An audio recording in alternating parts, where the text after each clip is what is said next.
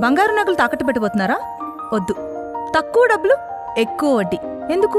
సింపుల్గా Shri star gold కంపెనీకి రండి.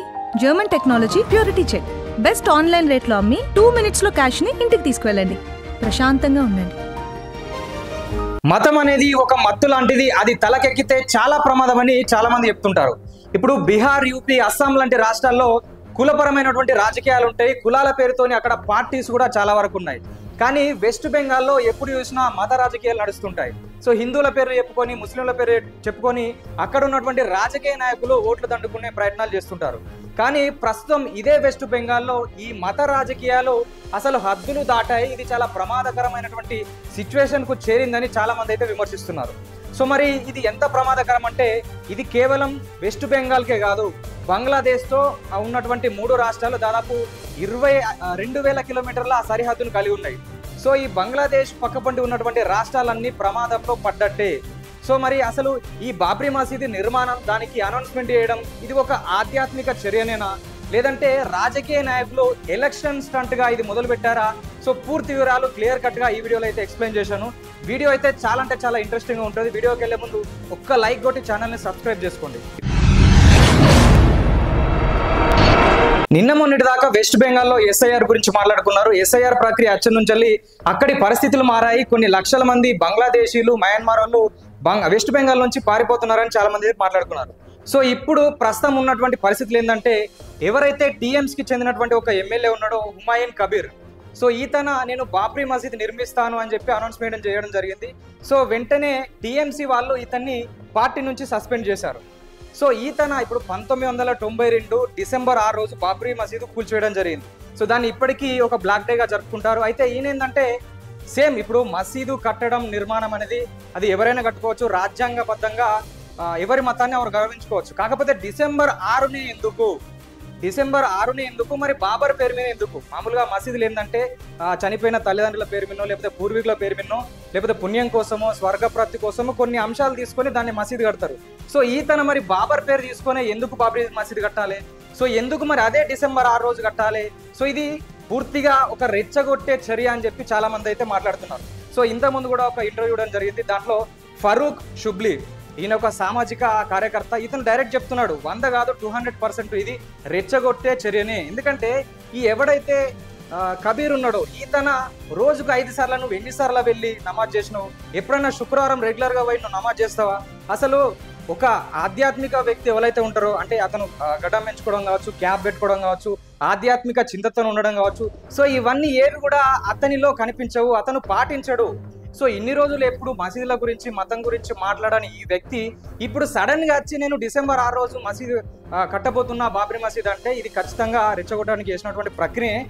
బాబ్రీ మస్జిద్ బనేగి. కాకపోతే దీంట్లో ఎవరు ఎన్నుకున్నారు అనేది పాయింట్.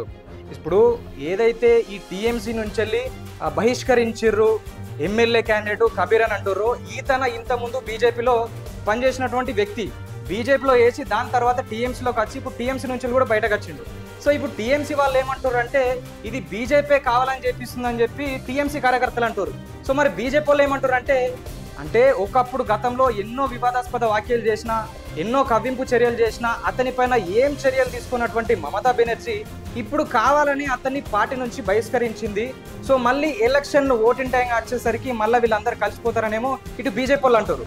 సో మరి టీఎంసీ బీజేపీ మీద, బీజేపీ టీఎంసీ మీద విమర్శలు చేసుకుంటే మరి who is the black ship? So ఇప్పుడు అది జరుగుతున్నటువంటి చర్చ. ఈ హుమాయూన్ కబీర్ను టీఎంసీ బహిష్కరించిన తర్వాత ఆయన డైరెక్ట్ ఓపెన్ స్టేట్మెంట్ ఇచ్చిండు. ఏంటంటే టీఎంసీని ఈసారి గెలవనివ్వను, ఎట్టి పరిస్థితుల్లో మమతా బెనర్జీకి మా వాళ్ళ ఓట్లు పడవని చెప్పేసి ఆయన డైరెక్ట్ స్టేట్మెంట్ ఇచ్చిండు. కానీ ఎక్కడ అతను బీజేపీ ప్రస్తావన అయితే తీసుకురాలేదు. సో ఇంకొక విషయం ఏంటంటే గతంలో ఏదైతే హిందువుల గురించి తను వివాదాస్పద వ్యాఖ్యలు చేసిండో, ముర్షిదాబాద్లో మా వాళ్ళు 70% ఉన్నారు, 30% హిందువులు ఉన్నారు, అవసరమైతే హిందువులను కొట్టి భగీరథి నదిలో పారేస్తామని చెప్పేసి ఈయన వ్యాఖ్యలు చేయడం జరిగింది. సో ఇప్పుడు సిచ్యువేషన్ ఏంది? అక్కడ ఉన్నటువంటి ఏ ఒక్క హిందువు కూడా తనకు ఓట్లు వేసే సిచ్యువేషన్ లేదు. కాబట్టి కనీసం ఈ ఉన్న ముస్లింలనన్నా ఏకం చేసి ముందుకెళ్లాలని రాజకీయ లబ్ధి కోసం ఈ చర్య మొదలుపెట్టిందని కొంతమంది వాదిస్తున్నారు. సో ఇంకొక విషయం ఏంటంటే ఇప్పుడు ఇంతకుముందు ఒక సాధారణ ఎమ్మెల్యేగా ఉన్నటువంటి ఈ కబీరు సో ఇప్పుడు వెస్ట్ బెంగాల్ మొత్తంలో 130 స్థానాల్లో మేము పోటీ గేస్తామని చెప్తున్నాడు. అంటే ఒక సాధారణ ఎమ్మెల్యే స్థాయి నుంచి వెళ్ళి మత ప్రాతిపదికన ఇతను యూజ్ చేసుకోవడం వల్ల ఇప్పుడు ఒక సీఎం క్యాండిడేట్ అయిపోయింది ఇతను. ఇప్పుడు వెస్ట్ బెంగాల్కు బంగ్లాదేశ్ బార్డర్ ఉంటుంది, దాదాపు 2000 కిలోమీటర్లు. సో అక్కడ ప్రభుత్వం చేసినటువంటి చర్య ఏంటంటే సెంట్రల్ గవర్నమెంట్ అక్కడ ఫెన్సింగ్ వేయడానికి కొన్ని వేల కోట్లు కేటాయించిన స్థల సమీకరణ చేయక అక్కడ ఫెన్సింగ్ అనేది వేయలేదు.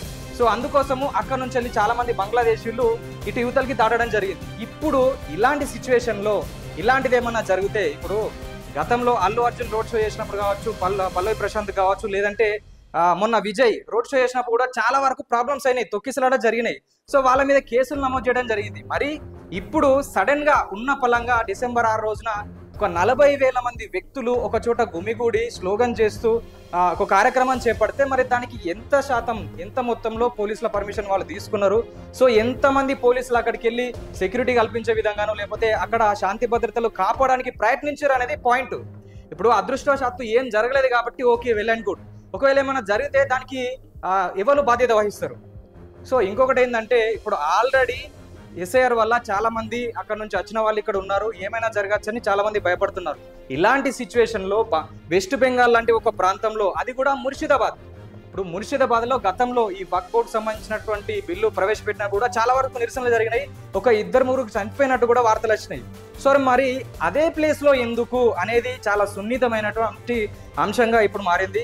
సో దీన్ని ఎవరికి వారు రాజకీయ పరంగా వాడుకోవడానికి అయితే ఇస్తున్నారు. కాకపోతే ప్రజల భద్రత కావచ్చు, ప్రజల గురించి ఆలోచించాల్సిన అవసరం ఎంతైనా ఉంది. ఎందుకంటే ఇప్పుడు బాబ్రీ మసీద్ కూల్చినప్పుడు కావచ్చు, లేకపోతే రామ మందిర నిర్మాణం జరిగినప్పుడు కావచ్చు, ఏ నాయకుడు పోయాడ పనిచేయడు, ఏ నాయకుడు ఇటుక పెట్టడు, మాలేయడు. కాకపోతే కార్యకర్తలు కావచ్చు, సాధారణ ప్రజలు కావచ్చు పోయి వాళ్ళు పార్టిసిపేట్ చేస్తారు, మళ్ళీ వాళ్ళ మీద కేసులు అయితే వాళ్ళ ఇబ్బందులు పడవలసి వస్తుంది. రాజకీయాల్లో గెలవడానికి చాలా మార్గాలు ఉన్నాయి. ప్రజలను మెప్పియచ్చు, సంక్షేమ పథకాలు పెట్టచ్చు. సో డైరెక్ట్ ప్రజల్లోకి వెళ్ళి ఏం సమస్యలు అనేది పరిష్కరించే విధంగా ప్రయత్నం చేయాలి తప్పించి ఇట్లా మతాల పేరుతో ప్రజల్ని రెచ్చగొట్టడం కావచ్చు, ఇలాంటివి చేస్తే వాళ్ళకే కాదు పూర్తి దేశానికి చాలా ప్రమాదకరం. సో ఏ పార్టీ కూడా ఇలాంటి చర్యలకు పాల్పడద్దు. ఏ పార్టీ ఆ చర్యలకు పాల్పడ్డా ప్రజలు ఖచ్చితంగా దాన్ని ఖండించాల్సిన అవసరం ఎంతైనా ఉంది. సో ఇప్పుడు మరి ఈ బాబ్రీ మసీద్ గురించి కావచ్చు, ఈ నిర్మాణం గురించి మీరేమనుకుంటున్నారు? కామెంట్ రూపంలో మాకు తెలియజేయండి.